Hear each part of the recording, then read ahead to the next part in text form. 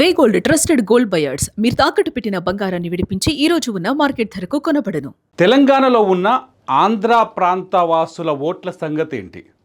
SIR ప్రక్రియ మొదలైన తర్వాత రాజకీయ పార్టీల్లో అంటే తెలంగాణలో ఉన్న రాజకీయ పార్టీలో అటు ఆంధ్రప్రదేశ్లో ఉన్న రాజకీయ పార్టీలో మెదులుతున్న అతిపెద్ద ప్రశ్న ఇదే. ఒకవేళ ఎస్ఐఆర్ ప్రక్రియ అనుకున్నట్టుగా ఎన్నికల కమిషన్ నిర్వహిస్తే అటు ఆంధ్రప్రదేశ్లో కొనసాగుతుంది, ఇటు తెలంగాణలో కొనసాగుతుంది. కాబట్టి అనుకున్నట్టుగా నిర్వహిస్తే ఎన్నికల కమిషనర్లు ఏమైతే చెప్తున్నారో లేకపోతే కేంద్ర ఎన్నికల సంఘం ఏమైతే చెప్తుందో వాళ్ళు చెప్పిన మాట ప్రకారం ఎస్ఐఆర్ ప్రక్రియని నిజాయితీగా చేస్తే, ఎందుకంటే ఈ చేస్తే అని ఎందుకు అంటున్నా అంటే చాలా రాజకీయ పార్టీల నుంచి చాలా ప్రశ్నలు వస్తున్నాయి. చేస్తే ఖచ్చితంగా ఆంధ్ర ప్రాంత వాసులు ఎవరైతే తెలంగాణలో నివాసం ఉంటున్నారో వాళ్ళ ఓట్లు ఎగిరిపోయే అవకాశాలు చాలా ఎక్కువగా ఉంటాయి. ఎగిరిపోవడానికి రెండు ఆప్షన్స్ ఉన్నాయి వాళ్ళ దగ్గర. ఒకటి, వాళ్ళు హైదరాబాదులో స్థిర నివాసాన్ని ఏర్పాటు చేసుకుంటే హైదరాబాదులోనే వాళ్ళు ఇక్కడ నివసించాలని నిర్ణయించుకుంటే వాళ్ళు హైదరాబాదులోనే వాళ్ళ ఓటును ఉంచుకొని వాళ్ళ స్వస్థలం ఏదైతే ఉంటుందో అది అమలాపురం కావచ్చు, విజయవాడ కావచ్చు, తిరుపతి కావచ్చు, చిత్తూరు కావచ్చు, వేరొకటి వాళ్ళ స్వస్థలంలో ఓటుని వదులుకోవాల్సి వస్తుంది. ఆప్షన్ 1. ఆప్షన్ 2, మా సొంత గ్రామంలోనే స్వస్థలంలోనే ఓటు కావాలి, మాకు హైదరాబాదులో వద్దు అనుకుంటే వాళ్ళు హైదరాబాదులో ఓటుని వదులుకోవాల్సి వస్తుంది. ఇక్కడ సమస్య ఏంటంటే హైదరాబాదులో ఓటును వదులుకోవడానికి ఇక్కడి రాజకీయ పార్టీలు ఇష్టపడవు. ఎందుకంటే ఆంధ్ర ప్రాంతపు ఓటు బ్యాంకుని ఇక్కడ రాజకీయ పార్టీలు అన్నీ రెడీ చేసుకున్నాయి. బీజేపీ చేసుకుంది, బీఆర్ఎస్ చేసుకుంది, అధికారంలో ఉన్న కాంగ్రెస్ చేసుకుంది, అన్నీ చేసుకున్నాయి. అయితే అటు ఆంధ్రప్రదేశ్కి వెళ్ళేసరికి సేమ్ సెంటిమెంట్ నడుస్తుంది. ఏం నడుస్తుంది? అక్కడ అంటే ప్రాంతాల వారీగా ఓటింగ్ ఉంది, అక్కడ కులాల వారీగా సంఘాలు ఉన్నాయి, లేకపోతే అక్కడ కూటమి వారీగా ఉన్నాయి, అక్కడ జనసేన ఓటు బ్యాంక్ సపరేట్గా ఉంది, టీడీపీ ఓటు బ్యాంక్ సపరేట్గా ఉంది, వైసీపీ ఓటు బ్యాంక్ సపరేట్ ఉంది, అంతో ఇంతో కాంగ్రెస్ ఓటు బ్యాంక్ కూడా సపరేట్ ఉంది. సో అక్కడనేమో ప్రాంతీయ ప్రేమ ఉంటుంది, ఇక్కడనేమో ఉద్యోగము జీవితము అంతా ఇక్కడ ఉంటుంది. సో ఇప్పుడు ఆంధ్ర ప్రాంతం వాళ్ళ పరిస్థితి ఏంటనేది అతిపెద్ద ప్రశ్నగా మారుతోంది. ఎందుకు ఈ ప్రశ్న తెరపైకి వచ్చిందంటే గతంలో జరిగిన పరిస్థితులను చూద్దాం ఒకసారి. గతంలో జరిగిన ఓటింగ్ ప్రక్రియలను చూద్దాం ఒకసారి. ఏంటంటే ఇదివరకు వీళ్ళంతా ఫర్ ఎగ్జాంపుల్ 2018 నుంచి తెలంగాణకి ఆంధ్రాకి మధ్య ఒక చిన్న డ్రామా నడుస్తుంది, ఎన్నికల డ్రామా.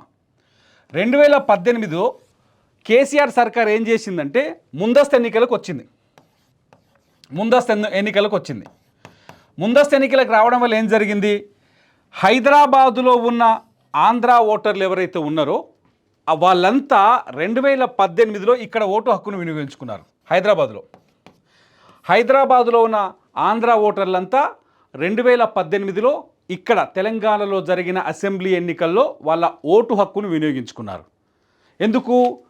కేసీఆర్ అప్పుడు 2018లో ముందస్తు ఎన్నికలకు రావటం వల్ల. ఆ తర్వాత ఏం జరిగిందంటే వీళ్ళందరూ ఏం చేశారంటే 2019లో ఇంకొక సంవత్సరం గ్యాప్తో 2019లో మళ్ళీ ఆంధ్రప్రదేశ్కి వెళ్ళి మళ్ళీ అక్కడ వాళ్ళ అసెంబ్లీ ఎన్నికల్లో అట్లాగే సాధారణ ఎన్నికల్లో అక్కడ ఓటు హక్కును వినియోగించుకున్నారు. చాలామంది ఓటర్లు ఉన్నారు, నాకు తెలిసిన వాళ్ళు ఉన్నారు, మీకు తెలిసిన వాళ్ళు ఉన్నారు, మీరు కూడా కావచ్చు అందులో.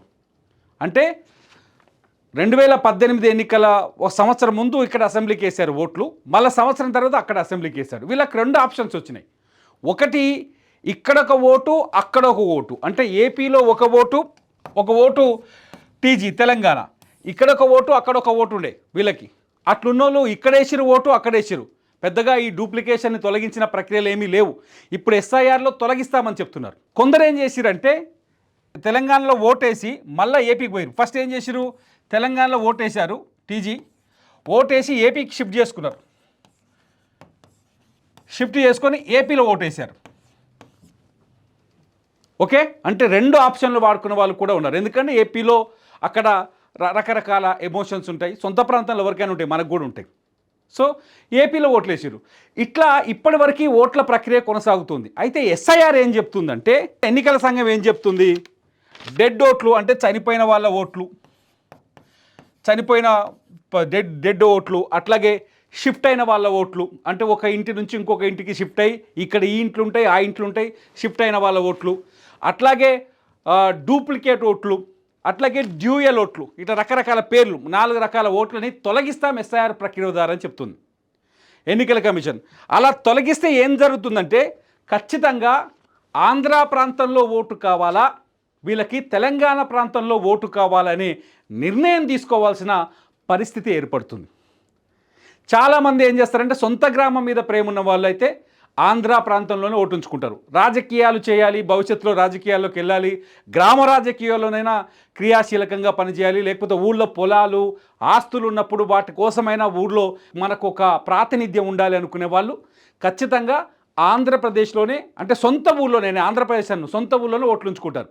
పోనీ ఈ విషయాన్ని నేను ఓన్లీ ఆంధ్ర ఎందుకు చెప్తున్నానంటే ఆంధ్రప్రదేశ్లో ఉన్న వాళ్ళు ఎక్కువ మంది ఉంటారు ఇలా. కాబట్టి తెలంగాణలో ఉన్న ఇతర జిల్లాల వాళ్ళు కూడా ఉన్నారు. అంటే నల్గొండ కావచ్చు, కరీంనగర్ కావచ్చు, నిజామాబాద్ కావచ్చు, మహబూబ్ నగర్ కావచ్చు, మెదక్ కావచ్చు, ఆదిలాబాద్ కావచ్చు, వాళ్ళకి కూడా చాలామందికి హైదరాబాద్లో ఒక ఓటు ఉంది, ఇక్కడ సొంత ఇల్లు ఉంది, మళ్ళీ వాళ్ళ సొంత ఊళ్ళలో వాళ్ళ భూమి జాగాలు ఉన్నాయి, అక్కడ ఓటు ఉంది.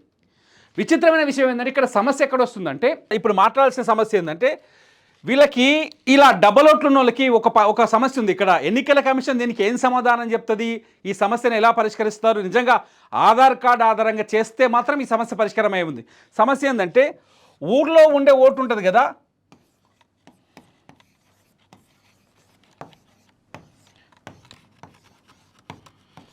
ఈ ఓటుకి అక్కడుండే క్రమసంఖ్య వేరు, అక్కడుండే నియోజకవర్గం వేరు, అక్కడుండే పరిస్థితులు వేరు, ఆ ఓటు నెంబర్ వేరు ఉంటుంది. సిటీలో ఉండే ఓటుకి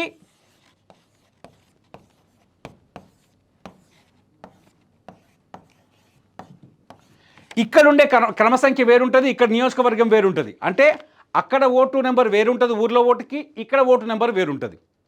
సో ఈ రెండు ఎట్లా మ్యాచ్ చేయాలి?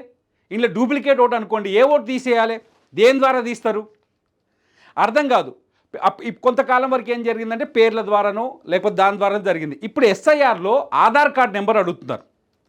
అక్కడ డీటెయిల్స్లో మనం నిన్న ఎస్ఐఆర్ ఫారంకి సంబంధించిన వివరాలు చూస్తే మీకు అర్థమైంది. ఆధార్ కార్డ్ నెంబర్ అడుగుతున్నారు. ఒకవేళ ఆధార్ కార్డ్ నెంబర్ని సబ్మిట్ చేస్తే 2 చోట్ల మీకు ఓటు ఉంటే ఒక చోటనే ఓటు ఉంటుంది, 2వ చోట పోద్ది. లేదు 2 చోట్ల ఉంచుకుంటే మాత్రం ఖచ్చితంగా ఎన్నికల కమిషన్ ఏం చెప్తుంది, వాళ్ళపైన క్రిమినల్ చర్యలు తీసుకుంటామని చెప్తుంది. చట్టం కూడా అదే చెప్తుంది. సో ఇక్కడ ఏమవుతుందంటే తెలంగాణలో ఉండే వాళ్ళకి, అందుకనే మరి ఆంధ్ర వాళ్ళతో మొదలుపెట్టిన ఈ వీడియోని, తెలంగాణలో ఉండే వాళ్ళు ఏం చేస్తారంటే ఖచ్చితంగా వాళ్ళ సొంత గ్రామాల్లో ఓట్లు ఉంచుకుంటారు. కొందరు ఊళ్ళో ఏమి లేదనుకున్న వాళ్ళు హైదరాబాద్లో ఓట్లు ఉంచుకుంటారు. కానీ ఆంధ్రప్రదేశ్ వాళ్ళకి ఇక్కడ ఖచ్చితంగా అవసరం, ఇక్కడ వాళ్ళ ఫ్యామిలీస్ ఉంటాయి, జీవితం ఇక్కడ ఉంటుంది. మరి ఇక్కడ ఓట్లు ఉంచుకుంటారా, లేకపోతే సొంత గ్రామాల్లో అంటే తెలంగాణలో ఓట్లు ఉంచుకుంటారా, ఆంధ్రప్రదేశ్లో ఉంచుకుంటారా అని అతిపెద్ద ప్రశ్న. ఇప్పటిదాకా వీళ్ళని రాజకీయ పార్టీలన్నీ వాడుకున్నాయి. ఒక రకంగా చెప్పాలంటే వాళ్ళు తప్పేం లేదు హైదరాబాద్లో ఉన్న రాజకీయ పార్టీలు మాత్రం ఖచ్చితంగా వీళ్ళని వాడుకున్నాయి. ఏం వాడుకున్నాయి? 2000 ఒక సంవత్సరం ముందే మీకు ఒకసారి మనం చూసినాం కదా, 2018లో ఇక్కడ ఎలక్షన్ అసెంబ్లీ ఎన్నికలు జరిగితే అక్కడ 2019లో జరిగినాయి, 2023లో ఇక్కడ అసెంబ్లీ ఎన్నికలు జరిగితే అక్కడ 2024లో జరిగినాయి. మనం చాలాసార్లు చూసినాం, హైదరాబాద్ నుంచి, బెంగుళూరు నుంచి, చెన్నై నుంచి, ఆంధ్రప్రదేశ్లో ఉండే రాజకీయ పార్టీలన్నీ బస్సులు పెట్టి తీసుకుపోయినాయి వాళ్ళని. నిన్ననే ఒక రాజకీయ నాయకుడు చెప్తున్నాడు. ఏం చెప్తున్నాడంటే ఆంధ్రప్రదేశ్ ఓట్లు, ఆంధ్రప్రదేశ్ వెలుపల 1 కోటి ఓట్లు ఉన్నాయని చెప్తున్నాడు. దాదాపు 1 crore ఓట్స్ ఆంధ్రప్రదేశ్ వెలుపల, అంటే ఈ ప్రాంతంలో బతుకుతున్న వాళ్ళు, ఆ ప్రాంతానికి వెళ్ళిన వాళ్ళు చాలామంది. ఈ 1 కోటి ఓట్లని ఎప్పుడు వాళ్ళు మళ్ళీ తిరిగి ఆంధ్రప్రదేశ్కి వాళ్ళని పిలిపించుకొని మళ్ళీ ఎన్నికల్లో వాళ్ళ ద్వారా ఓట్లు వేయించుకోవడం మనం చూస్తుంటాం. ఎన్నికలు వచ్చినప్పుడు నేను ఈ నాయకుడి కోసం నేను అమెరికా నుంచి వచ్చాను ఓటు వేయడానికి, ఆ నాయకుడి కోసం అమెరికా నుంచి వచ్చాను ఓటు వేయడానికి, ఈ పార్టీ కోసం వచ్చాను, ఆ పార్టీ కోసం వచ్చాను నడుస్తూ ఉంటాయి. ఇవన్నీ అప్పుడు మనకు హెడ్లైన్స్లా, బ్రేకింగ్స్లా ఆశ్చర్యంగా కనిపిస్తాయి. కానీ నిజం అదే. ఏంటంటే వాళ్ళకి హైదరాబాద్లో ఓటు ఉండేది, హైదరాబాద్లో 2018లో ఓటేశారు, 19లో ఆంధ్రప్రదేశ్లో ఓటేశారు, 2023లో హైదరాబాద్లో ఓటేశారు, 2024లో ఆంధ్రప్రదేశ్లో ఓటేశారు. సో ఇది జరిగింది. సో ఇప్పుడు ఎస్ఐఆర్ వస్తే ఏం జరుగుతుంది అనేది అతిపెద్ద ప్రశ్న. దీనికి ఎన్నికల కమిషన్ అయితే ఏం చెప్తుందంటే, ఎన్నికల కమిషన్ చాలా స్పష్టంగా ఏం చెప్తుంది, ఎవరికైతే డ్యూయల్ ఓట్లు ఉన్నాయో, 2 ఓట్లు ఉన్నాయో, ఆ 2 ఓట్లలోంచి ఒక ఓటును తొలగిస్తామని చెప్తున్నాయి, ఒక ఓటును తొలగిస్తామని చెప్తుంది.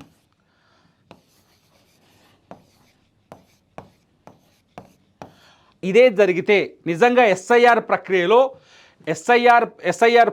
ఇదే జరిగితే ఖచ్చితంగా ఆంధ్రప్రదేశ్ సంబంధించిన వాళ్ళ ఓట్లు ఖచ్చితంగా సమస్యలో పడబోతున్నాయి, సమస్యలో పడే అవకాశం ఉన్నాయి. సమస్యలు కాదు, తప్పదు.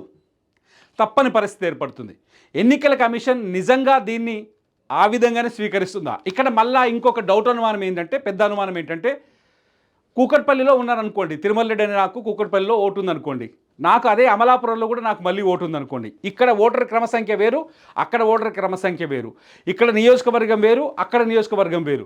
ఒకవేళ మొత్తం భారతదేశాన్ని ఒక యూనిట్గా తీసుకుంటేనేమో ఆధార్ కార్డు ద్వారా లెక్క పెడితేనేమో ఏదో ఒక ఓటు ఎగిరిపోతుంది.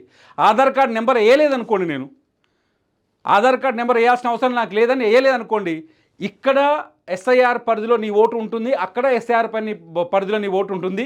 దీన్ని ఎన్నికల కమిషన్ ఎలా పరిష్కరిస్తుంది అనేది ఇప్పుడు ఆసక్తికరమైన ప్రశ్న.